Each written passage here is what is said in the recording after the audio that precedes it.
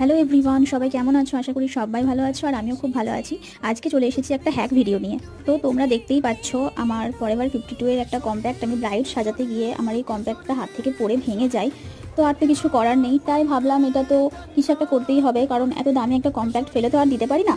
দেখো, প্রথমেই আমি কম্প্যাক্ট থেকে সমস্ত পাউডার ভালোভাবে ছাড়িয়ে একটা বোর্ডের মধ্যে নিয়ে নিয়েছি। এরপর আমি কম্প্যাক্টের বেসটা ভালোভাবে পরিষ্কার করে নেব।